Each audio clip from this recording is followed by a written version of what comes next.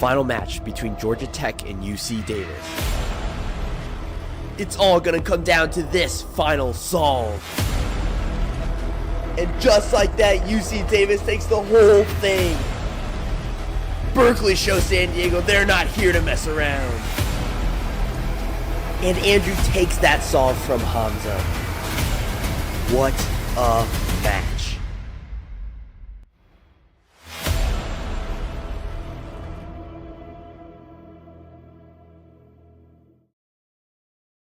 All right.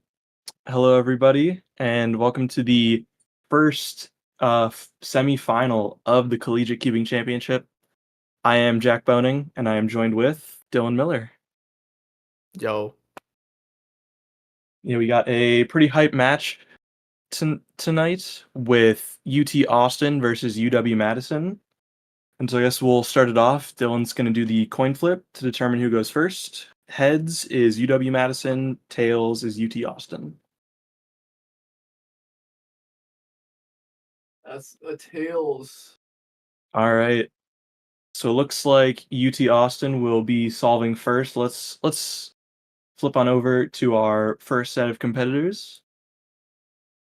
So solving for UW-Madison, we have Carter on the GAN 15. Carter currently 8-0. Currently undefeated in solves.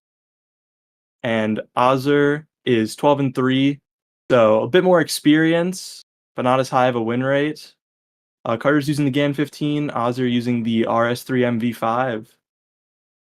And we'll see. This should be a pretty close match overall. Carter does have a bit of an edge here, but let's get right into these solves.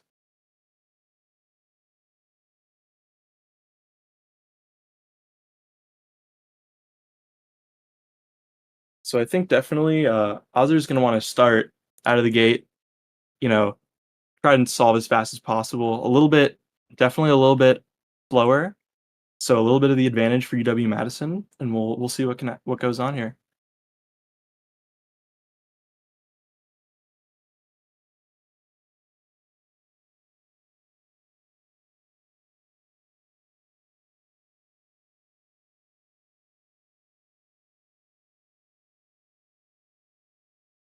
All right, Azhar starting, looking perhaps at white cross. Yep.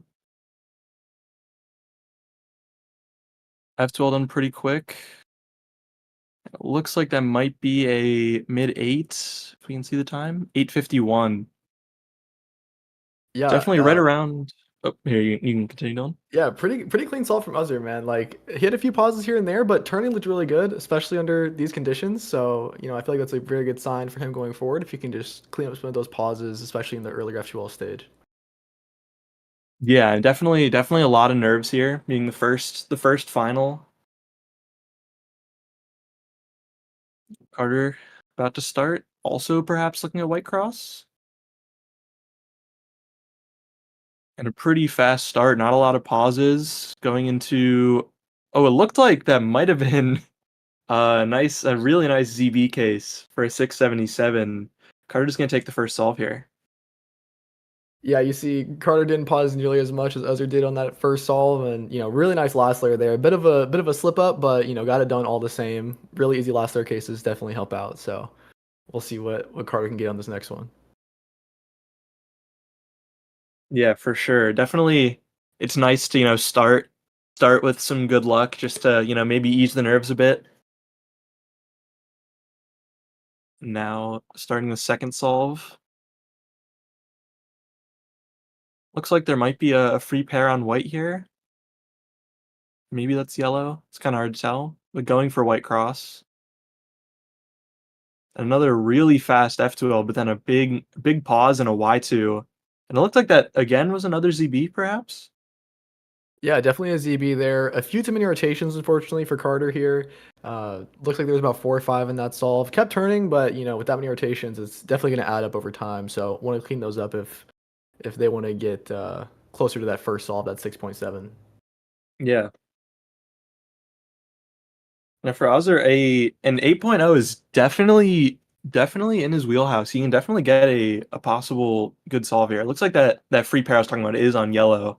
But it looks like he's also looking at a white cross. It looks like the cross pieces are in pretty favorable positions. And a big pause to start the F2L, but turning pretty fast into not the best last layer, and it's going to be an 873. So Carter's going to still take another solve up 2-0. Yeah, interesting note about Azhar. I'm pretty sure he only does white cross, so wasn't able to take advantage of that free pair there on yellow. You see, he still had that pretty good turning, but again, pauses in that early F2L stage are going to be a bit too long for him to get it done on that one and beat that 8-0 from Carter. Yeah, it looked like the main thing, it was just definitely wasn't able to plan a cross +1 or anything. It was just a big pause right in between the cross and start of F2L. Here, Azhar starting again on this third solve of the set, looking at white cross.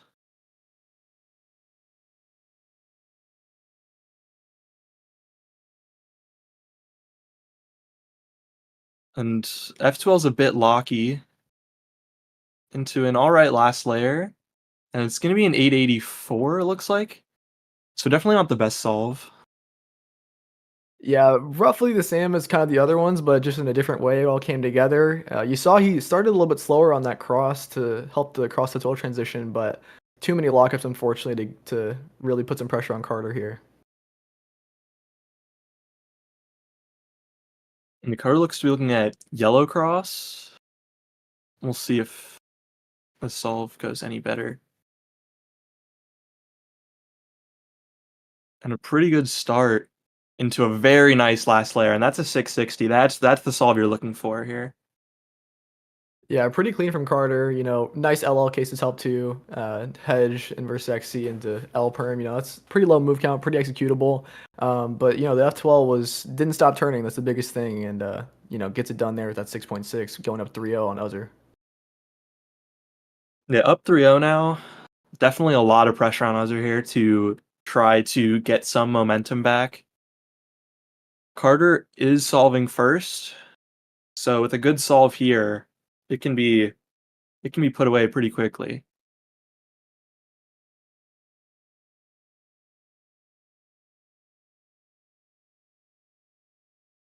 Looks like looking at yellow cross again. And a bit of a pause and a bit of a lockup there. And ooh, a bit more lockups. Knows the ZB, but a 981. This is not the solve you were looking for. Yeah, unfortunately, just like you said, a few too many lockups, few too many pauses. Got really caught up on that F move insert on that second or third F2L pair, and Yeah. just didn't go any better throughout the rest of the solve. But ended with a nice CB. Yeah. Azhar looking at the white cross. Maybe the white cross is a little better on the solve, and it might help him out. Here, a nice last layer, and that's going to be, yeah, 746 is best solve by far, and now UT Austin on the board, down 3-1. But this might be the momentum change they need if they want to start chipping back at this set. First solve Carter's ever lost in CCC, and you see UT That's here true. taking that. So that's a Yeah. good sign at least. Got one on the board, no clean sweep. Shout out Azhar, really clean solve there. Yeah. All right, starting again. It looked like the white cross pieces were in pretty nice positions, so we'll see what Azhar can do here.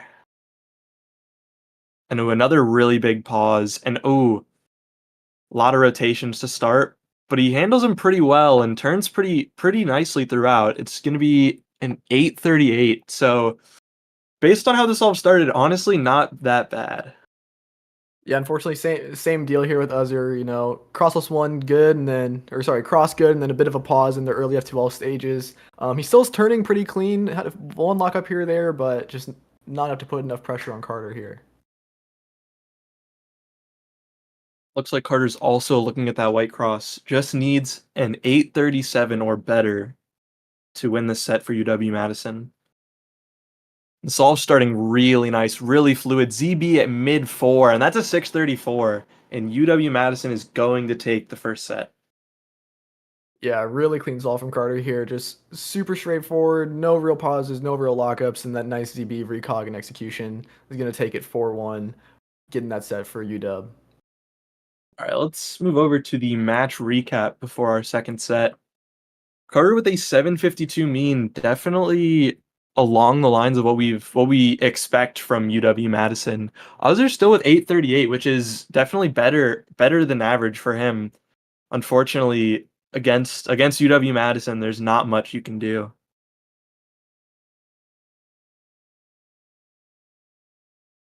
All right, looks like we can move on to the introducing the second set of competitors. From UW-Madison, we have Mihir, 8-3 currently, so not the best record. So this might be the chance for UT Austin to take a set. Currently using the Tornado V4. We haven't seen many people in the CCC using any of the Tornado cubes, so this is pretty interesting. Then we got Jeremy from UT Austin on the RS3V5, which has been a very common cube. A lot of the Ohio State roster using that cube. A lot of the UT Austin roster using that cube. 11-5, so definitely a little bit more experience and pretty similar win rate. And if you look at their at-home PBs, they're actually pretty close. Their overall average varies a bit, but this could be a pretty close set and definitely looks like the best chance so far for UT to get on the board. So let's head on over to the competitors.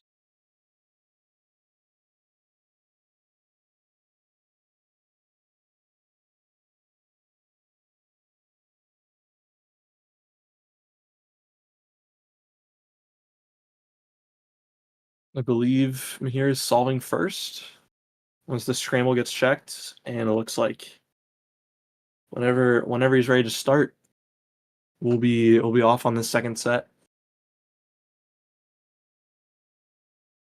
Immediately looking at White Cross, possibly a dual neutral or maybe white only solver, or maybe the White Cross is just pretty good. Already off some really fast 2-gen turning and PLL at mid to high 5, and that's a 679. Pretty nice. Yeah, for me here, just super clean turning, pretty much all the way through. Really nice last layer exec, and 679 is gonna be really competitive against UT here. Yeah. Looks like Jason also looking at White Cross. And there are also some pretty fluid turning to start. Definitely not as fast though, and into the PLL. Ooh, a lot of lockups on that R perm, and that's gonna be a 914. Samir's gonna take the first solve here. Yeah, Jason might have gotten to 914 here, but the pace seemed like it could have been something much better. He had pretty clean turning throughout. If he can just clean up those lockups in the later half of the F12 and that last layer, then I think we could have a pretty competitive match right here. Yeah. Definitely running into that R perm and those lockups definitely cost him possibly out of a high 7 or mid 7 even. Jeremy here starting again, looking at White Cross.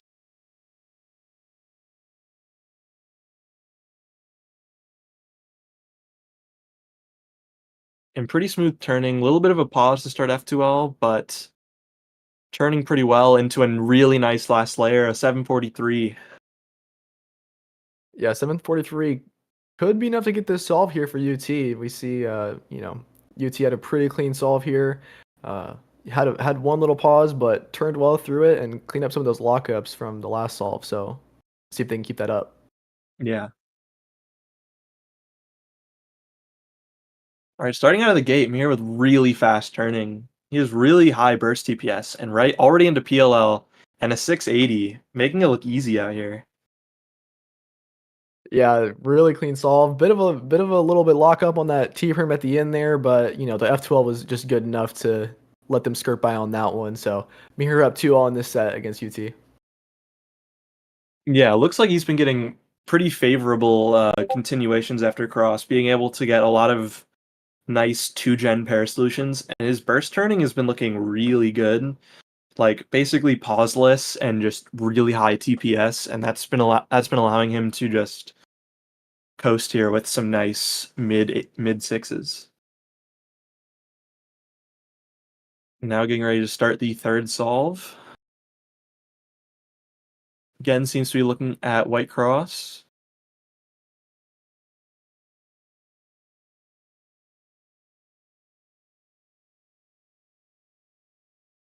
And a bit more rotations and some lockups. And it looks like might have been a mistake in the F2L. Didn't get an 853. It looked like he might have also done ZB there.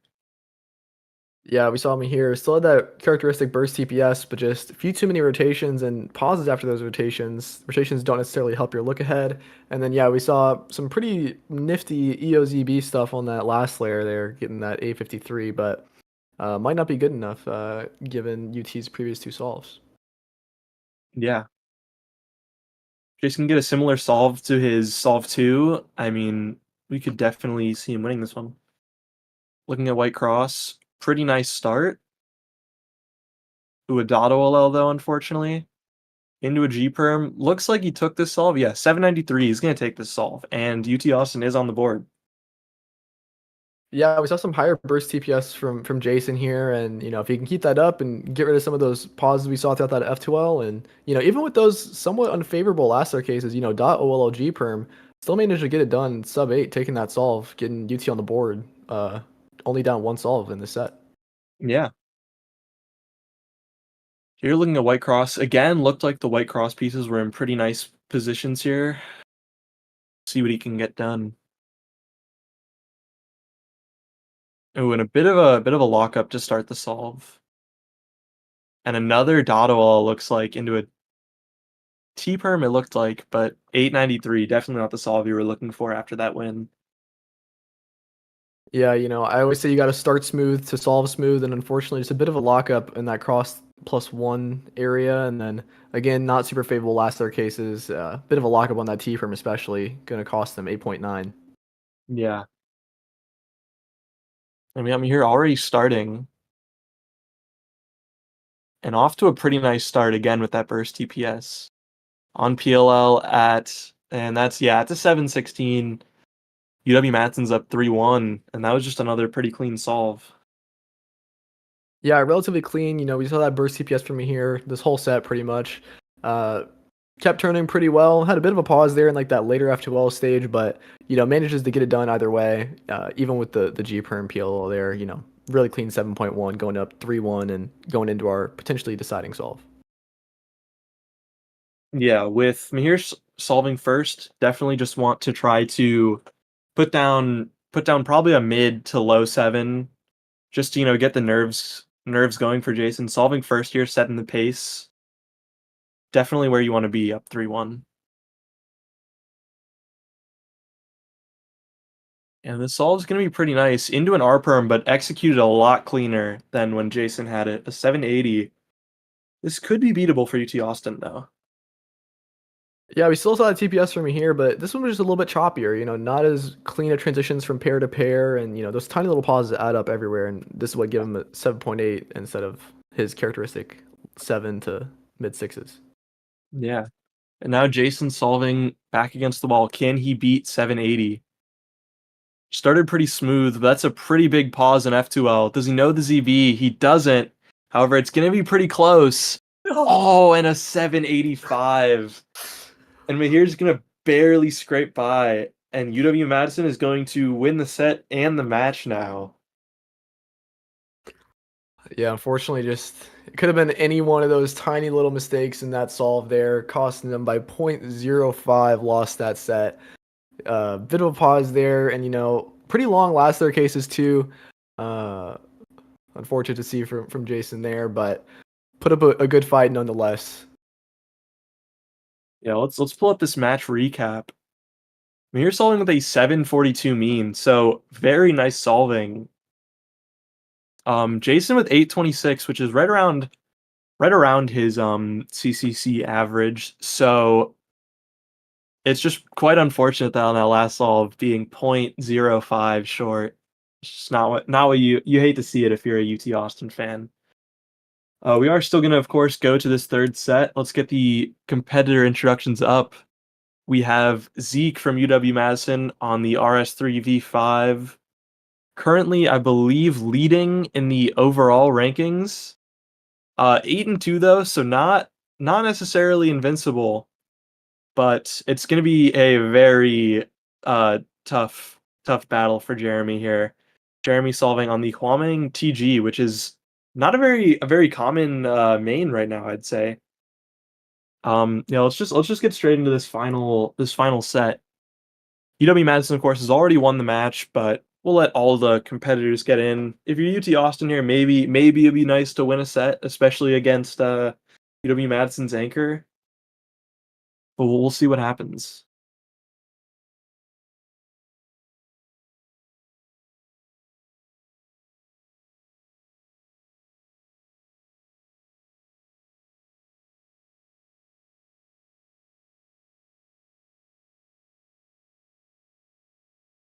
Jeremy's starting here pretty smooth turning. Just not as high TPS. That's gonna be an 819. Yeah, Jeremy's at his best when he's solving super fluid, like you said. He doesn't have that super high end TPS, but he can definitely get there, right? Fluid solve is what gets that high TPS going. So if he can get that turning really accurate and precise, then maybe that look ahead can carry him to some of those better times to get us all off Zeke. Yeah. Zeke starting out pretty fast. A little bit of a pause and a couple rotations in this F2L, but seems like he's still gonna get it done. 718. Not great. Not a great solve, but gets the job done. Yeah, I mean, for Zeke standards, right? He's one of the fastest competitors in the CCC. So 718, I'm sure he's not too happy with that. Some stuff he could clean up, right? There was a few too many rotations and a lockup here or there, but definitely good enough to get it done on this one. So we'll see how he can bounce back. Yeah.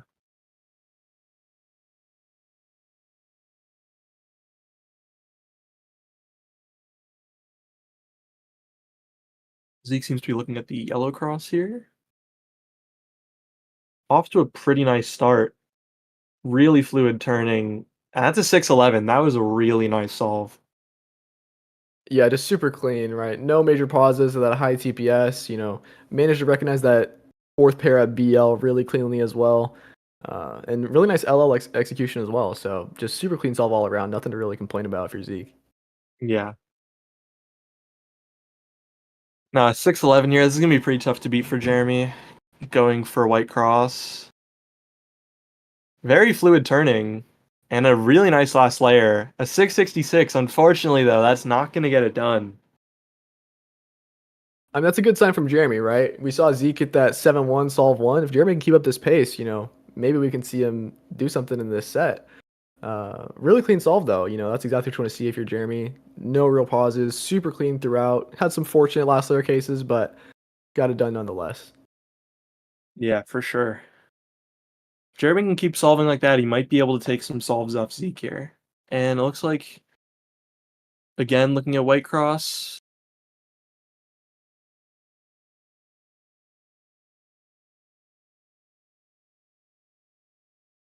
And a pretty smooth start.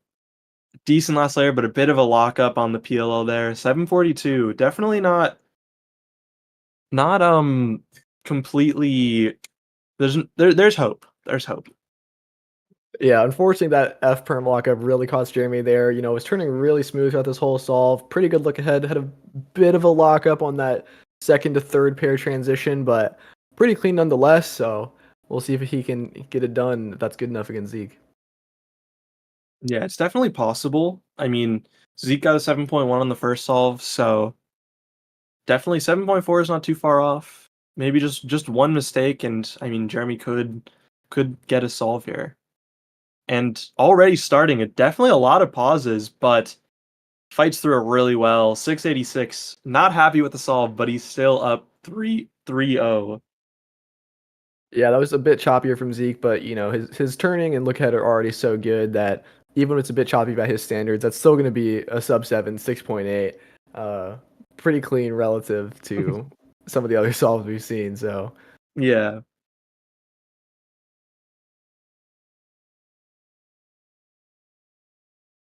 Zeke here with the opportunity to put this set away.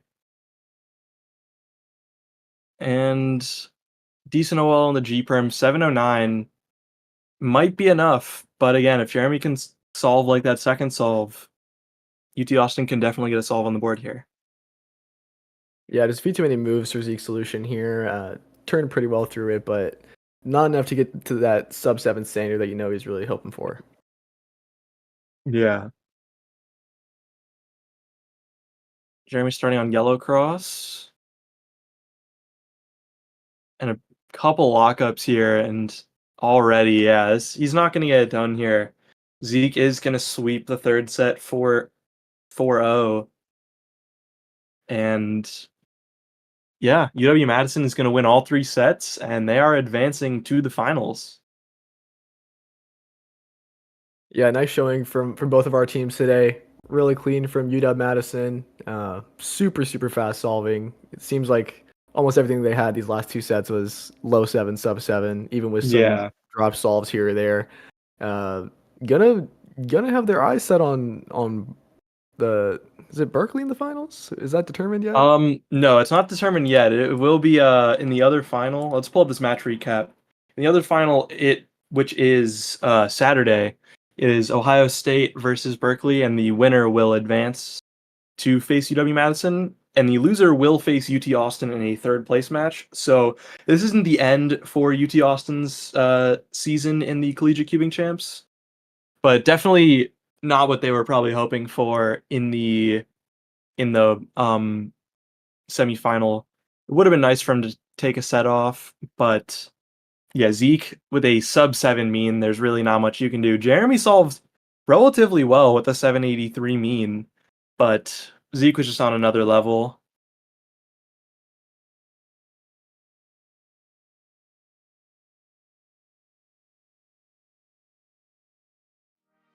And with that, we will be back with our next match. Again, UC Berkeley versus the Ohio State University.